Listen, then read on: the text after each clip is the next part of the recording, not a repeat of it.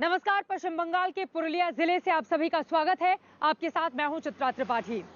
पुरुलिया जिला जहां की ज्यादातर आबादी खेती पर निर्भर है, लेकिन पीने के पानी का संकट यहां पर बहुत ज्यादा है। वैसे 2016 के चुनावों की बात करें तो यहां की यानी कि जिले की कुल 9 सीटों में से 7 सीटों पर टीएमसी ने जीत हासिल की थी, जबकि 2 सीटों पर भारतीय जनता पार्टी को जीत हासिल हुई थी। लेकिन इस बार मुकाबला कड़ा और बड़ा हो चुका है, क्योंकि टीएमसी और बीजेपी में ज्यादा बड़ा मुकाबला माना जा रहा है। वैसे अगर पुरुलिया विधानसभा की हम बात करें तो आपको बताते चले 27 तारीख को इस विधानसभा के लिए वोट डाले जाने हैं। पिछली बार जो सुदीप मुखर्जी कांग्रेस पार्टी के उम्मीदवार थे, इस बार पाला बदलकर भारतीय जनता पार्टी के उम्मीदवार हो गए हैं। ऐसे में न सिर्फ पुरुलिया के एक संसदीय क्षेत्र बल्कि बाकी के बाकी हिस्सों की भी बड़ी हम पड़ताल करने वाले हैं और आपको बताने वाले हैं कि इस बार की कुल 9 सीटों पर किसका पलड़ा भारी रहने वाला है और यहाँ की ग्राउंड जीरो की रिपोर्ट कहती क्या है। चलिए करते हैं इसी की शुरुआत। बंगाल का पुरुलिया अपने हर बीते हुए कल से लेकर बीतते वर्तमान के हर पल तक उसी जल के अंतहीन अभाव का निरीह साक्षी या कहीं भुक्तभोगी बनता आया है। दिन बदले, दौर बदले, सत्ता के शिखर पर चेहरे भी बदलते चले गए, लेकिन वादों और दावों का घड़ा रीता ही रहा और पुरुलिया की प्यास कभी बुझ नहीं पाई।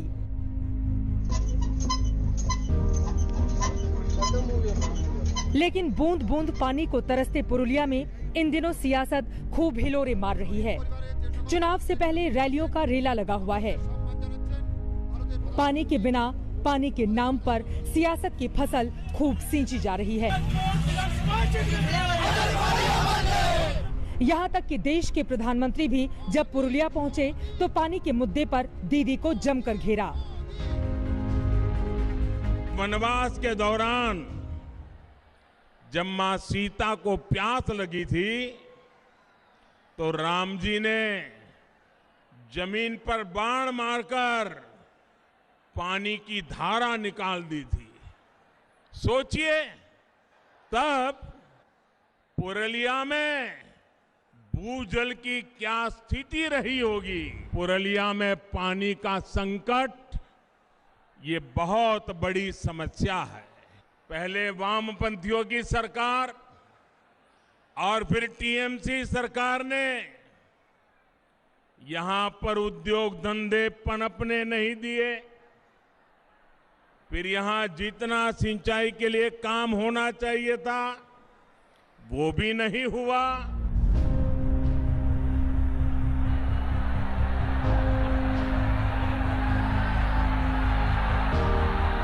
पुरुलिया की रैली में प्रधानमंत्री नरेंद्र मोदी ने पुरानी सरकारों पर निशाना साधते हुए यहाँ की धरती को भगवान श्री राम से जोड़ा। इस बात का जिक्र करते हुए पीएम ने यहाँ की सरकार पर, खासतौर पर ममता बनर्जी पर निशाना साधा और ये कहा कि जहाँ पर भगवान श्री राम ने धारा निकाली, आज वही धरती प्यासी है। यहाँ के किसानों और वनवासियों को अपनी प्यास बुझाने के लिए एक से दूसरे गाँव में जाना पड़ता है। किसानों को तो खेती लायक भी पानी नहीं मिलता।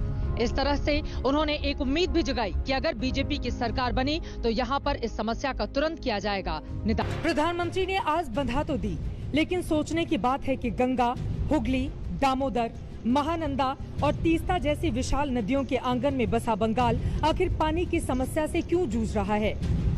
खासतौर पर पुरुलिया तो पानी की गंभीर किल्लत से गुजर रहा है। दरअसल पुरुलिया में हर साल 140 सेंटीमीटर से भी कम बारिश होती है। उस पर गर्मियों में तापमान 48 डिग्री तक पहुंच जाता है। गर्मियों के ही दिनों में पुरुलिया में भूजल स्तर सामान्य से बेहद नीचे चला जाता है। ग्रामीण क्षेत्रों में पानी के एकमात्र स्रोत छोटी नदियां और नाले सूख जाते हैं। हर साल गर्मियों में पुरुलिया के अलावा बांकुरा, बीरभूमि, पश्चिमी मिदनापुर समेत दक्षिण बंगाल के कई जिलों में कमोबेश यही हालात हो।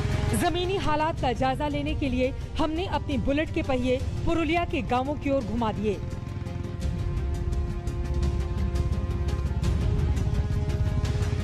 हमारा सबसे पहला पड़ाव था पुरुलिया जिले के बलरामपुर का मोती डाम। गांव में पानी की कमी है, ये तो हमें पहले से मालूम था, लेकिन गागर भर पानी के लिए कई किलोमीटर पैदल सफर करने को मजबूर लोगों की असल बानगी ने हमें हैरान कर दिया।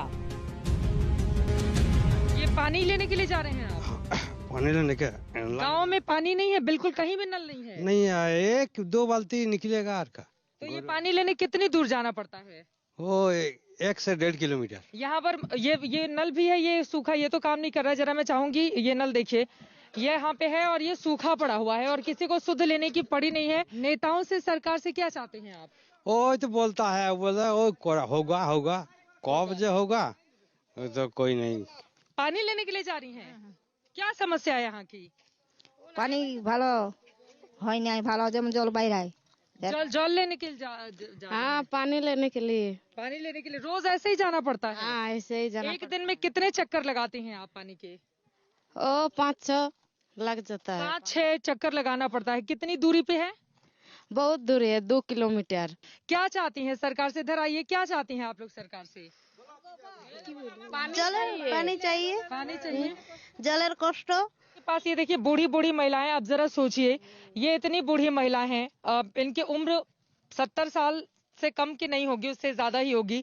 इनका क्या हाल है और इस में पानी 2 किलोमीटर ये कैसे जाएंगी और कैसे आएंगी? अम्मा, आप भी जा रही हैं? हाँ, हमारा पानी है।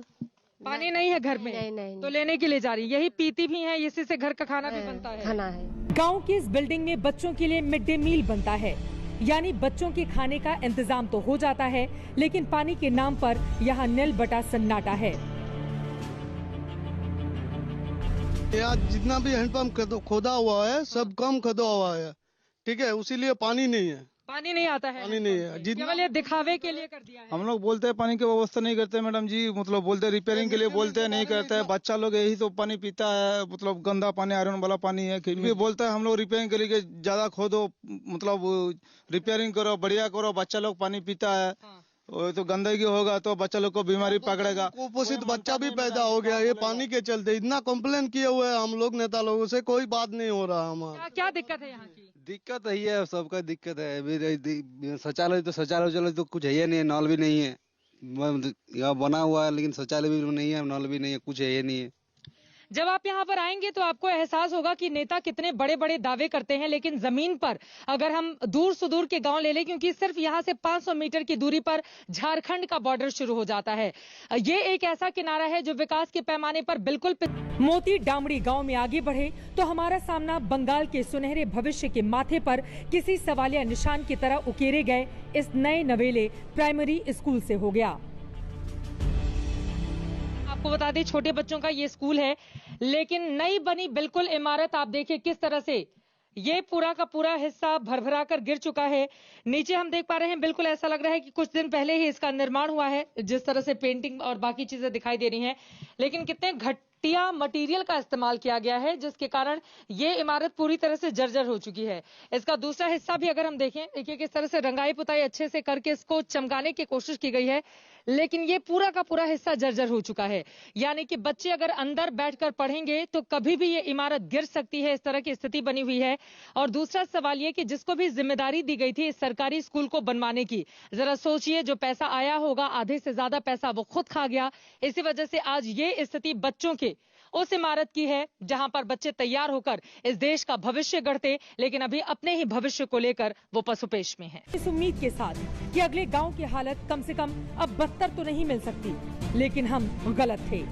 पातोड़िया गांव में हालात और भी खराब थे। इस वक्त हम आ चुके हैं पातकोड़िया गांव में। महिलाएं हैं, आप देख पा रहे हैं, किसी के हाथ में बाल्टी है तो किसी के हाथ में ये गगरी कह सकते हैं आप, या फिर ये घड़ा जिसमें पानी भर के ये लोग लेकर जाती हैं अपने अपने घरों में। पानी नहीं है, यहीं से पानी आता है लेने के लिए। जल की समस्या होती हो? हाँ, जल का समस्या आता है। जल की समस्या मिटाते चाहती है। जल की समस्या खत्म करना चाहती हैं। सरकार की ओर से नहीं कुछ किया गया? सरकार एकमात्र यही नलकूप है जो साफ पानी देता है। पूरा गांव में ऐसे है। क्या चाहती हैं फिर आप? जल चाहते हैं। सुबह और शाम को यहाँ पर पूरी लंबी लाइन लगती है, चूंकि अभी धूप है इस वजह से यहाँ पर भीड़ कम है, लेकिन एकमात्र यही नल है। मैं जरा चाहूंगी इसका पानी दिखाना, थोड़ा सा हटिए। यहाँ पर एकमात्र यही नल है जिसका साफ पानी है, लेकिन इस साफ पानी को लेने के लिए, आने के लिए यही एकमात्र नल है जिसका साफ पानी है, जिससे खाना बन सकता है, पी सकते हैं। 4000 से ज्यादा आबादी है, मगर यहाँ का पानी का बहुत दिक्कत है। हम लोग का यहाँ पानी का कोई व्यवस्था नहीं है। हम लोग का 4000 जो परिवार है, एक ही नल है पीने के लायक, और जितना पीने के लायक कोई दूसरा नल नहीं है। क्यों समस्या है इतनी? बाकी कुछ जगहों पे पानी आ रही है लेकिन वो गंदा है। वो सब गंदा पानी है, आयरन है, मतलब पीने का लायक नहीं है, पीने का लायक एक ही है। इतना बार एप्लीकेशन भी दिया गया सरकार को पंचायत में, उसके बाद भी कुछ काम नहीं हुआ है। मतलब खाली बोलना बेकार है। इतना मतलब एक ही चापाकल का भरोसा पूरा गांव है। अगर दिन में आइएगा तो पता चलेगा शाम तक एक ही लाइन में रहना पड़ता है। 1-2 घंटा घर का काम छोड़ के आना पड़ता है, पानी के लिए लाइन में खड़ा होना पड़ता है। पुरुलिया के गांवों की जमीन में बेहद नीचे चले गए पानी को ऊपर खींच लाने का इंतजाम प्रशासन अब तक नहीं कर सका है, लेकिन दिल्ली से लेकर कलकत्ता तक सियासतदान एक वोट को खींच लाने में शिद्दत से जुटे हुए हैं। हम लोग 200 से ऊपर लेकर के हम लोग जीतेंगे। 200 से ज्यादा सीट लेकर के हम लोग वेस्ट बंगाल में सरकार बनाएंगे। 40,000 से ऊपर लीड लेकर के हम जीतेंगे। सब काम यही कहेंगे, आप लोग सब हमको विधानसभा में पठाइए। विधानसभा का जितना आदमी है, बलरामपुर विधानसभा का, सबका सर हम झुकने नहीं देंगे। यहाँ पर पीने के पानी की बहुत समस्या है, उसको कैसे दूर करेंगे अगर आप विधायक बनते हैं इलाके के? तो देखिए, पहले जितना योजना बना गया था पिछले वाला सरकार से, उन लोग उतना ध्यान नहीं दिया। हम लोग का सबसे पहला हम लोग का जो काम करने का है वो आपका पानी का व्यवस्था करना है, सिंचाई का व्यवस्था करना है, आदमी जैसा रेशन व्यवस्था का फिर से सुधार लाना है। ये सब हम लोग करेंगे। ममता बनर्जी की पार्टी लेकिन मजबूत है, कैसे हराएंगे? वो तो आप लोग दिख रहे हैं मजबूत है, लेकिन अंदर में हम अब तक 2 गांवों का सफर कर चुके थे और यकीन हो चला था कि तीसरे गांव में बेहतर हालात की उम्मीद करना लगभग बेमानी है। और अब की बार हम सही थे। छोटा उर्मा गांव में भी बिन पानी सब सुना है। यहाँ पे एक भी नल नहीं है पूरे गांव में। नल है लेकिन पानी अच्छा नहीं है। जो नल है ना, नल यहाँ भी दिखाई दे रहा है गोनल, वो पानी खाने के लिए भी अच्छा नहीं है, उसमें आयरन है। और दूसरा बात है, जो उसमें जो दाल होता है, दाल पकती नहीं, चावल बनती नहीं, टाइम को लगा हुआ है। देखिए, अच्छा ये लगा तो देखिए, ये बड़ा दिलचस्प है। ये लगा तो दिया गया है, लेकिन अब इसमें से पानी कभी आया पानी इसमें से? 2-3 साल पानी आया, उसका बाद लॉकडाउन में बंद हो गया। लॉकडाउन में बंद जब से हुआ बंद ही है। जरा खाता पूर्ति सोचिए, कितने पैसे लगाकर इस तरह से यहाँ पर बोरिंग लगाई गई होगी, जो आप देख पा रहे हैं पानी के लिए गाँव वालों के। लेकिन लॉकडाउन 1 साल हो चुके हैं, लेकिन लॉकडाउन में जब से ये बंद हुआ उसके बाद से पानी इस गांव में नहीं आता है। और आधे घंटे पैदल चलकर महिलाएं अपने सिर पे घड़ा लेकर दूसरे जगह पर जाती हैं, वहां से पानी लेकर वापस आती हैं। नमस्कार, मैं हूं अंजना ओम कश्यप। हमें उम्मीद है ये वीडियो आपको पसंद आया होगा। लेटेस्ट खबरों के लिए यूं ही देखते रहिए आज तक, और इस वीडियो के पसंद आने पर लाइक, शेयर एंड सब्सक्राइब करना ना भूलें।